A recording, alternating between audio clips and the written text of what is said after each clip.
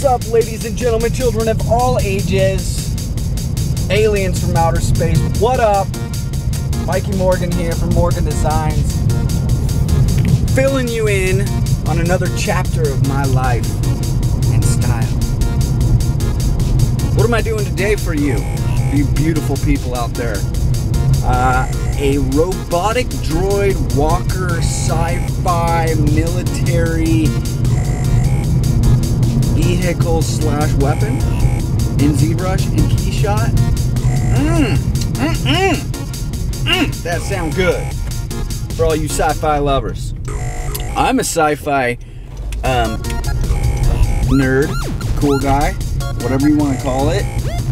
And I love sci-fi, and one of my favorite movies growing up in 1989 was RoboCop and the ever so famous Ed 209 character. I've learned a lot of my parenting styles from RoboCop, such as, you have 10 seconds to comply. So anyways, what I did was a military style Ed 209 character, and I think it turned out real cool, and I'm going to share with you how I did it in Zbrush and Keyshot. Alright guys, so what's this video going to cover? I'm going to take it into Zbrush. We're going to do the sculpting in Zbrush. We're going to do some panel looping, and I'm going to show you how we slice the model up and get the mesh sliced up to where we can push and pull panels and do some looping and stuff like that. So after the Zbrush work is done, we will take that wireframe, export an OBJ file into Keyshot, and Keyshot's where I'm going to show you how we do the background, like the camouflage background or the paint job that this thing has. And then one of the coolest parts about Keyshot is you can do these killer decals, graphics badges. That just like finishes it off so nice. I love that about Keyshot. And then obviously export a killer rendering with a cool lighting setup. So the other thing that Keyshot's going to show you is that you can do actual light source on the vehicle. So it's going to have like lights and things like that, glowing components, and it's going to be really cool. So I'll show you, I'm going to speed it up at like 1,000 or 2,000, or even some parts will be 3,000%, just because this stuff takes a long time. Like this piece that I did, I probably got 8 hours into it. And I just worked on it a little bit every few nights and did it. And so, but once it's done, you can mess with it. I'm going to show you a couple renderings that we did, but I mean, once you get it done and get it in Keyshot, I mean, you can do all kinds of weird renderings with different backgrounds and things like that. So I'll show you a little bit about that. So let's get to it. We got a lot to do. Let's go. Okay guys, I'm just going to take it from here with voiceover work just to kind of run you through this, walk you through it. Obviously right now I'm working on the feet and legs and duplicating shapes so that I don't have to go to all the trouble to make brand new pieces every single time, and there is some sort of continuity in form if I do that. It'll save you a lot of time too. Making the foot, making a big chunky gnarly stable foot, I would assume he would need some massive stability only having two legs like this. Otherwise he'd look real top heavy too. Here's a ball, which is going to be my light source later. Now you'll see when I bring it into Keyshot, I'll assign these to be illumination points, and they're going to look really cool. So in the model it doesn't make a lot of sense, but when we get it into Keyshot and fire it up, it's going to look awesome. So obviously you see that I do it 1/2 at a time, and then I duplicate it when I'm ready to go. And then that completes the unit. But right here you'll see I'm making the barrel.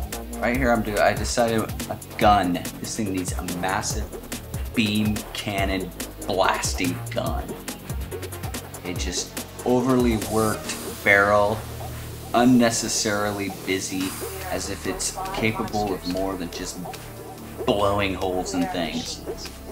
So I slice the heck out of it, pull it and push it, and just kind of give it some uniqueness. Does it make any sense? No, but I don't care. It looks cool. So you can see right here, actually, I want to tell you guys, I am not a three-dimensional modeling genius. Right here, I'm completely stuck. And I don't even know how to fix. I'm trying to put a hole in that barrel and I cannot figure it out. What I'm doing right here, I've been an illustrator since 1996, doing morgandesigns professionally as an artist for a very long time, since 1996. I just picked up 3D modeling less than 6 months ago. So I'm learning with you guys and from you guys. That's why I'm doing this. I did not get paid to do this piece. This piece is just for my own exploration and knowledge and to get better at ZBrush and modeling. So I thought you guys would like to know that. You know, I don't know everything. I'm learning right here with you guys. So the gun looks pretty cool. I figured I was done at this point and I threw it into Keyshot. I exported it as an OBJ, threw it into Keyshot. And the first thing you do into Keyshot before you unlink everything is I'm gonna pick this is kind of like when you paint a canvas, you kind of paint it all gray or some certain base color. You don't just start off with white. What I'm using is my most common color that I think I'm gonna have. Something that fits the theme good. So I'm picking this olive green, because I'm gonna have a real military looking theme. And I'm going through my photo ref and everything that I keep on file for digital camo, and for some weird reason I can't find my digital camo. I have a ton of reference. I got texture files like crazy, but for some reason I didn't have that. So I went to Google Images and I got this digital camo. I thought it was very cool, would work perfectly. Whoever the artist is of this one, thank you very much. Really stepped up the piece. And if I was getting paid, I would make my own digital camo. I would not be doing that. So, but this is just a personal piece, so I can't get sued by anybody. So there.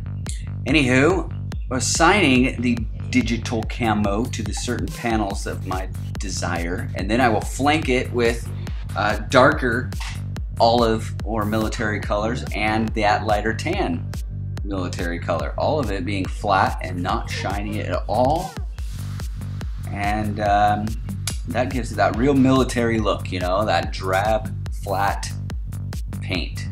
So, and about now I'm like, oh yeah, this is looking cool. I'm like stoked out because I got this tan and this olive and this camo, and I'm like, oh yeah, this is exactly what I was liking and wanting to see. And this is where I really start falling in love with Keyshot and digging this program.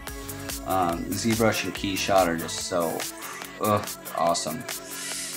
So this is how you put on decals, and this is like Keyshot, one of my favorite things. It's like decals. I love decals. And Keyshot makes it real easy. I was thinking maybe add a little metal just to make it heavier looking, more gnarly, give it more weight. And I don't know if I ended up keeping that or not. I don't remember. So messing with the perspective there. Turn this perspective back off to add these decals. Putting on those little touches is cool, and you can use components from other projects and stuff. Nobody's gonna know. And now I'm assigning that light source I was talking about earlier. See that?